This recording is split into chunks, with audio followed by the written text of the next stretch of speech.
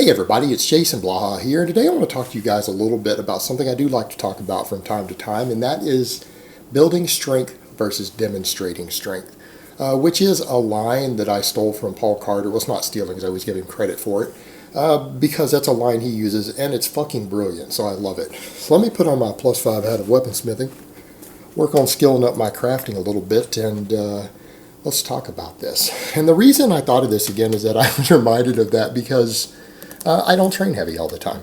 And Brittany snapped a photo of me doing some Pendlay rows, like setting up for it with 225 on the bar, and some troll came through who she banned, was talking about how weak that was, and he does 80 kilos or whatever, which is still less weight than that. And it reminded me that, a lot of people don't always think in those terms, and they don't realize that oftentimes the strongest people in the world, they don't actually sit around training heavy all the time in the gym. They don't even always do train to failure. And that's what people need to understand too. There's a big difference between building strength and demonstrating strength. And I'll show you guys a perfect example, because I'll even do the video down below. That's what I'll link below. Back in December, right before I turned 40 years old, I got on camera and I put 500 pounds on a deadlift bar, no belt, no straps, wearing boots. I decided to pull it for as many clean reps as I could without any grinders, without form breaking down, and I ripped out 7 reps of 500 pounds. Now, I don't think that makes me a world-class lifter or anything. I'm not saying, oh my God, I'm so amazingly fucking strong. But 500 pounds without a belt for 7 reps is pretty respectable. Not even just for being 40 years old, but respectable in most gyms. There aren't many gyms in this world to where you pull that and someone's going to call you weak. It's considered a respectable deadlift, particularly for rep work. But I don't train that way all the time. Meaning, that set was demonstrating strength. You guys really think I got bigger or stronger from doing that? It doesn't matter. One set or one workout in the grand scheme of things means abso-fucking-lutely nothing to your overall progress. It means nothing. When you're a noob, it matters because you get stronger week to week. You've been training a couple years, I promise you, any individual workout that you did at any point in that year contributed so minimally that it doesn't matter. It's just like fucking irrelevant. It doesn't matter. So I didn't really get stronger from doing that, but it was me demonstrating strength. But you guys know how I train mostly on the deadlift? 405. Yeah, I can pull 500 for 7. My max is definitely, even beltless max is going to be over 600 when you calculate it based on that. But you know what? Do you think I train with 500, 600 pounds all the time? No. I train mostly with 405 to do that. Train mostly with 405. And I do most of my Pendlays with 225. You guys have seen me do something like 8 to 10 reps with 245 on the Pendlay row. So a lot of people would hear that and say, oh, so he must be doing 15 rep sets with 225, or you must be doing 15 rep sets with 405 on the deadlift. No, I do triples. And you can build a 600-pound deadlift doing bunches of triples with 405.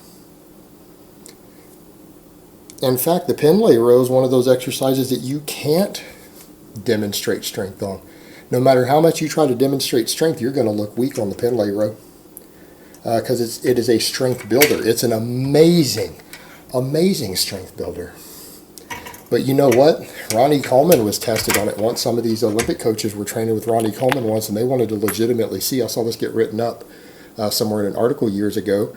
They wanted to see how much Ronnie Coleman, who was noted for his back strength, even as a bodybuilder, he was noted for having one of the strongest backs out there. Undisputed. I mean, the guy could deadlift 800 pounds for a double. They wanted to see what he could Pendlay row with strict form. The most they found he could Pendlay row was 350 pounds. He couldn't do it with 365. 350 was his max. And people would look at that and go, that's crazy, because he would row with cheating form 585 on other rows. Yeah, exactly. Cheating form. But he could only strict Pendlay row 350. And look how enormous the guy was, how strong his back was. But, when it comes to building strength, some of these lifts like the Pendlay row are some of the best explosive power builders and strength builders for your back, posterior chain, amazing deadlift accessory that you will ever see. But you know what? It's very difficult to go heavy on it and do it correctly.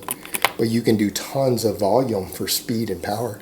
And the same thing on the deadlift. I mean, I do most of my work with 405. for triples. But I might do as many as 15 to 20 sets of that in a week. And it's about volume. And that's the thing, guys. Everyone even assumes when you're doing a lightweight that you must be going to failure, but no, not necessarily. You can also come in and train for speed and power and technique without wearing yourself down. That you actually get stronger on exercises by doing repetition, repetition, repetition. And what people need to understand is that, yes, reps matter, yes, weight matters, but bar speed also matters. The faster that you can accelerate a weight with good technique, the faster you get to upper threshold muscle fibers. Meaning you can take a weight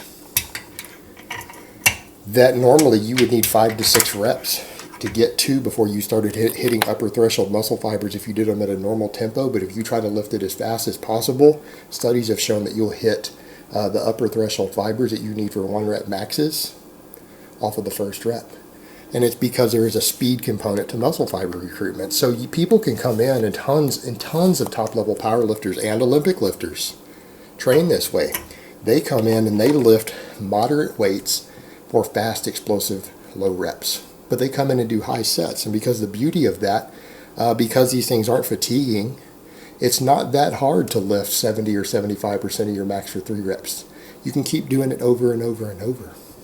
And if you do every single rep fast and explosive, what does that do? That trains you to be more fast and explosive. It trains you to be more powerful. It doesn't look impressive. All right, it doesn't look impressive to come in and take 70% of your max and do 3 reps with it. And if people didn't know what you were doing, they would assume you're weaker than you are. But you know what? That's the whole point. Too many people come into the gym and they're all about ego lifting. They're so worried about other people watching them and trying to impress other people that they don't come in and train correctly and train in a way that they know that over time will make them bigger, will make them stronger, will make them more powerful, and will do so with the lowest injury rate. Why? Because people get obsessed in their head about demonstrating strength. Oh man, I mean, my max bench is 300, so when I put 275 on this bar, I better crank out 4 or 5 reps and grunt and scream on that last one. Well, you could do that. You could do that. Or you could come in and do 2 or 3 reps and do them clean and do several sets and get better and better and better because you're accelerating the weight quickly, hitting those upper threshold fibers, ingraining perfect technique with fast bar speed. You know what? That's what makes you faster. That's what makes you stronger. That's what makes you more powerful.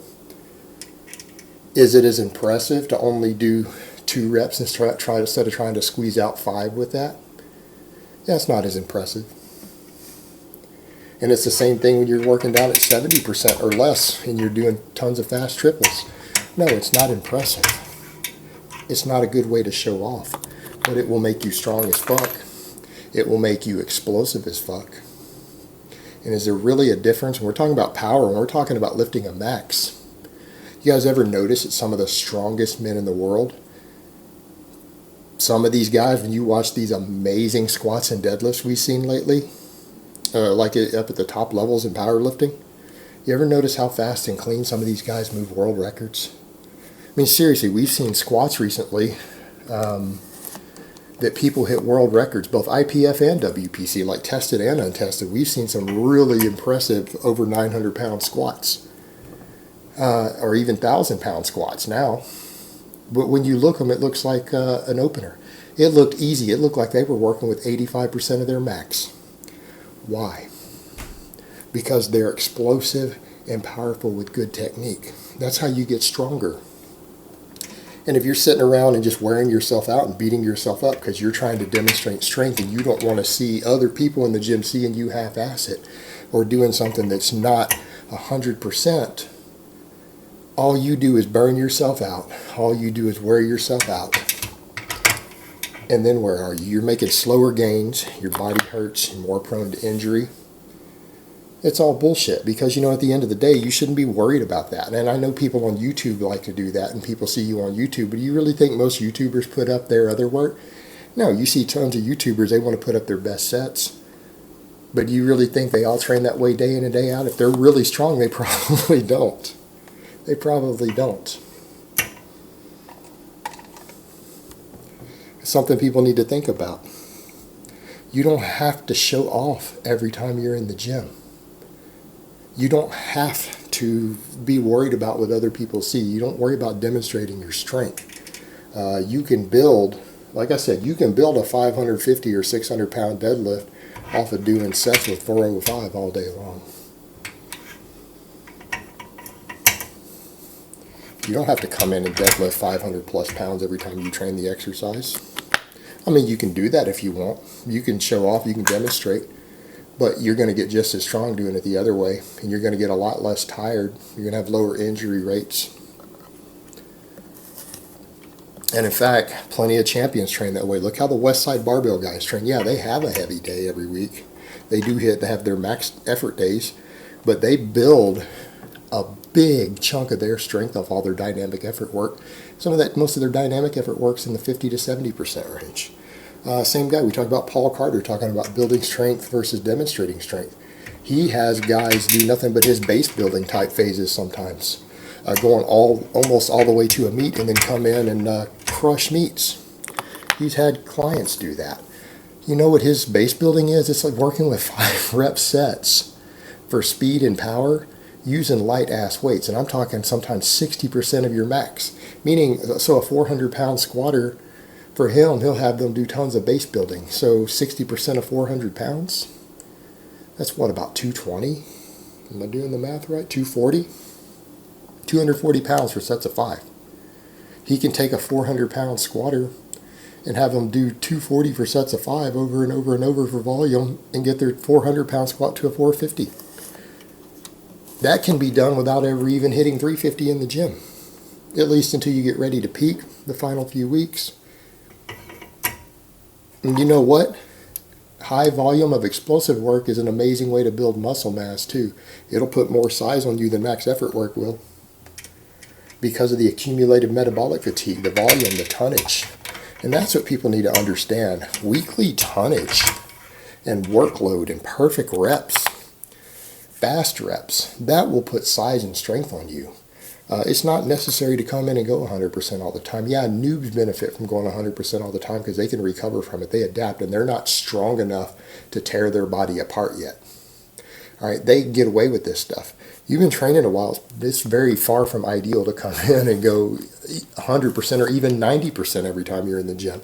You come in and go 90% every time you're in the gym, you're going to fuck yourself up eventually. You're going to get hurt. You're going to burn out. More advanced lifters don't train that way. Very, very few of them do. At least the successful ones who aren't getting all fucked up. So remember, guys, when you go to the gym, you need to be there to build strength, not to demonstrate strength, and you need to understand the difference. All right, guys, but that's really all I have to say on that today. I hope it's been informative, and I will talk to you guys next time.